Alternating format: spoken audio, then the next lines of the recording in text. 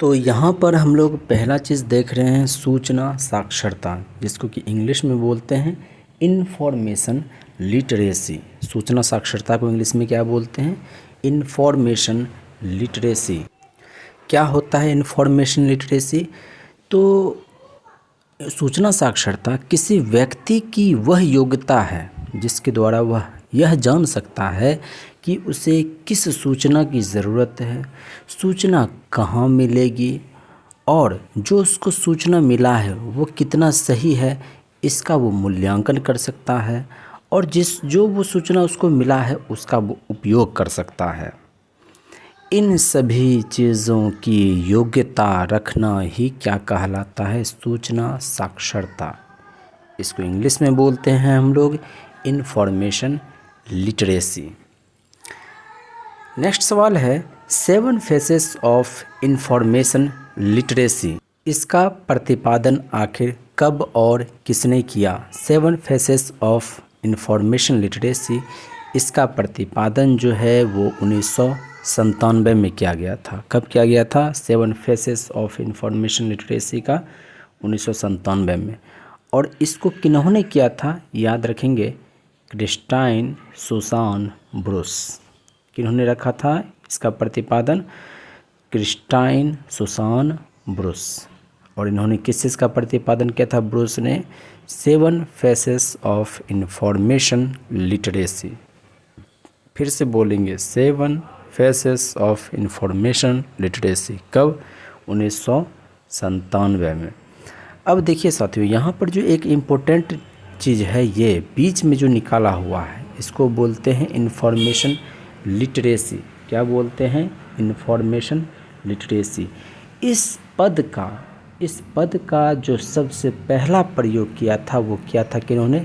जुरकोवस्की। किन्होंने किया था? जुरकोवस्की ने किया था। कब किया था? 1974 में। एक बार फिर से साथियों ध्यान देंगे, 7 फेसेस ऑफ इंफॉर्मेशन लिटरेसी, इस चीज़ का प्रतिपादन किन्होंने किया था? क्रिस्टाइन सुसान ब्रूस ने किया था। 7 फेसेस ऑफ इंफॉर्मेशन लिटरेसी, इसका प्रतिपादन कब किया गया था? तो याद रखेंगे 1997 में। अब सिर्फ एक टर्म की बात करें, इंफॉर्मेशन लिटरेसी, इस पद का सबसे पहला प्रयोग कब और किसने किया था? तो याद रखेंगे जुरकोवस्की ने किया था। और कब किया था? 1974 में किया था। साथियों, अभी आपने देखा 7 फेसेस ऑफ इंफॉर्मेशन लिटरेसी। अब है 7 पिलर्स ऑफ इंफॉर्मेशन लिटरेसी। इसको किसके द्वारा प्रस्तुत किया गया? तो याद रखेंगे अस्कोनल। क्या? अस्कोनल। 7 पिलर्स ऑफ इंफॉर्मेशन लिटरेसी, इस चीज़ को किसके द्वारा प्रस्तुत किया गया? तो याद रखेंगे अस्कोनल के द्वारा 1999 में। अस्कोनल के द्वारा 1999 में 7 पिलर्स ऑफ इंफॉर्मेशन लिटरेसी चीज़ दिया गया था। यहाँ पर हम लोग देख रहे हैं 7 पिलर्स ऑफ इंफॉर्मेशन लिटरेसी। ये 7 पिलर्स क्या क्या हैं? तो याद रखेंगे यहाँ पर identify, scope, plan, gather, evaluate, manage, present. साथियों, यहाँ पर आपको 7 पिलर्स ऑफ इंफॉर्मेशन लिटरेसी ये किसके द्वारा प्रस्तुत किया गया था? अस्कोनल 1999, ये तो पूछता ही है। साथ ही साथ ये 7 पिलर्स कौन कौन से हैं, इसका नाम भी कभी कभी आपको सजाने के लिए दिया जाता है। याद रखेंगे identify, scope, plan, gather, evaluate, manage, present. ये सभी हैं 7 पिलर्स ऑफ इंफॉर्मेशन लिटरेसी के। अब ये है कि ये जो 7 पिलर्स ऑफ इंफॉर्मेशन लिटरेसी है, इसको प्रस्तुत किया था स्कोनल ने। आखिर कहाँ किया था? तो याद रखेंगे यूके, आयरलैंड में किया था। अब यहाँ पर जो हम लोग सवाल देख रहे हैं, सूचना, ये सूचना के लिए 2 चीज़ें हम लोगों को मिलता है, एक समस्या और दूसरा सहयोग। सूचना के लिए समस्या में हम लोग क्या क्या देखते हैं? तो सूचना की समस्या के लिए हम लोग देखते हैं सूचना अनुशासन और सूचना ओवरलोड। ये दोनों जो है, ये दोनों क्या चीज़ है? सूचना के लिए समस्या है। वहीं पर यदि हम लोग देखें यहाँ पर सूचना साक्षरता, सूचना प्रौद्योगिकी, तो ये सभी सूचना में सहयोग के टूल्स हैं। फिर से सूचना में समस्या क्या क्या है, तो सूचना अनुशासन और सूचना ओवरलोड, ये सभी क्या हैं, सूचना के लिए समस्याएं हैं। और सूचना में सहयोग क्या क्या है, सूचना साक्षरता, सूचना प्रौद्योगिकी। साथियों ये भी क्वेश्चन आपके एग्जाम में पूछा हुआ है। एक व्यक्ति थे जिनका कि नाम था मैचलप। क्या नाम था? मैचलप। इन्होंने सूचना और ज्ञान के अंतर को बतलाया था। इन्होंने बताया था, मैचलप ने, इन्होंने कहा था सूचना जो है वो टुकड़ों में विखंडित और विशिष्ट होती है। सूचना जो है वो टुकड़ों में विखंडित होती है और विशिष्ट होती है। जबकि वहीं पर यदि हम लोग ज्ञान की बात करें तो ज्ञान संरचनात्मक, संबद्ध और वैश्विक होती है। इसी चीज़ को यदि हम लोग इंग्लिश में समझना चाहें तो information is piecemeal fragments particular.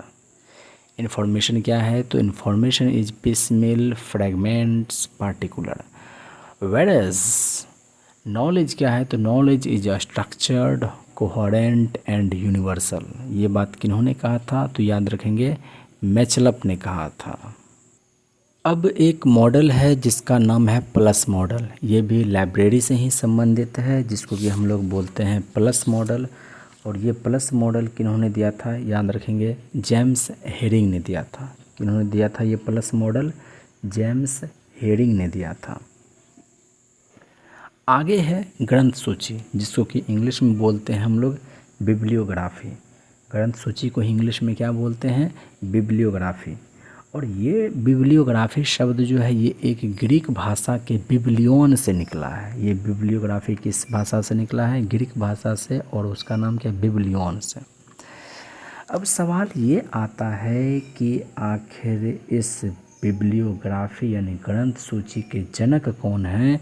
तो याद रखेंगे, कोनार्ड गैसनर। कौन है? कोनार्ड गैसनर हैं बिब्लियोग्राफी के जनक। नेक्स्ट है इंफॉर्मेशन फ्लो। सूचना जो प्रवाह होता है वो किस तरह से होता है, यानी कि सूचना प्रवाह यानी इंफॉर्मेशन फ्लो कैसे करता है?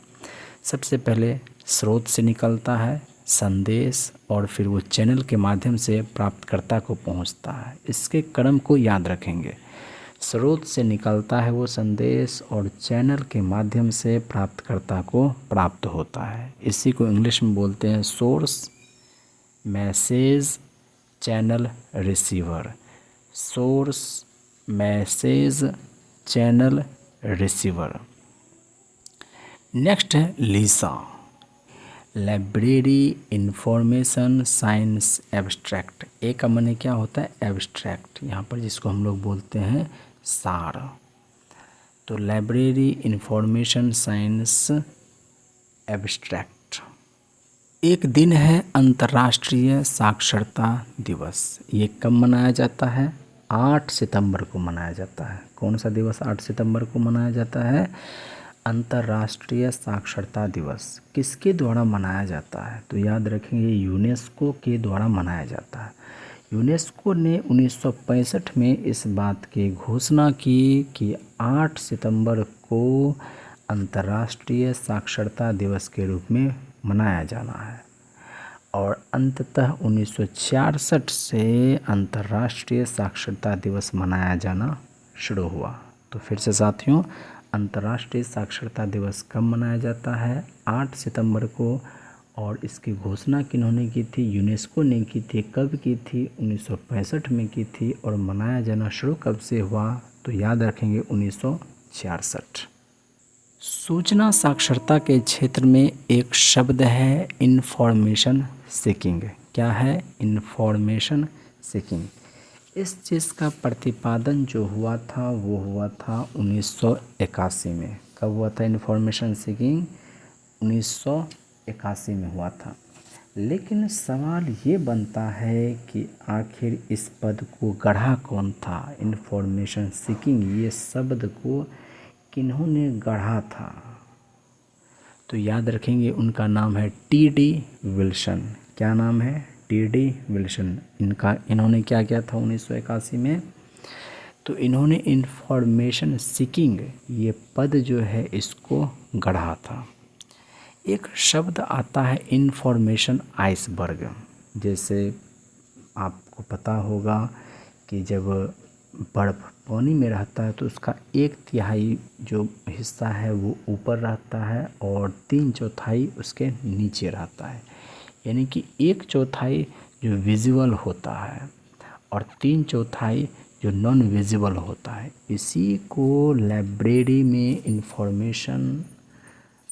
इंफॉर्मेशन लिटरेसी में यानी सूचना साक्षरता में इसको बोलते हैं इंफॉर्मेशन आइसबर्ग।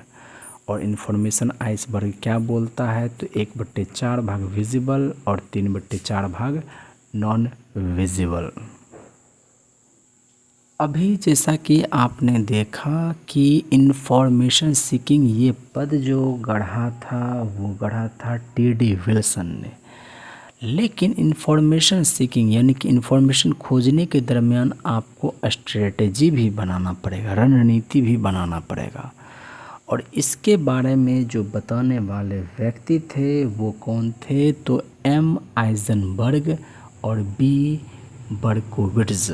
फिर से याद रखेंगे साथियों, इंफॉर्मेशन सीकिंग स्ट्रेटजी किन्होंने दिया था, एम आइजनबर्ग और बी बर्कोविट्ज़।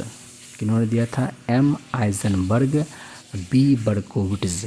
इन्होंने सूचना खोज संबंधी रणनीतियों को दिया था, यानी कि इंफॉर्मेशन सीकिंग स्ट्रेटजी दिया था।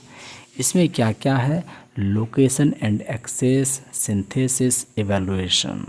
Location and access, synthesis and evaluation, ये सभी इंफॉर्मेशन सीकिंग स्ट्रेटजीज हैं। किन्होंने दिया था, एम बर्कोविट्ज़ और एम आइजनबर्ग, इन दोनों ने।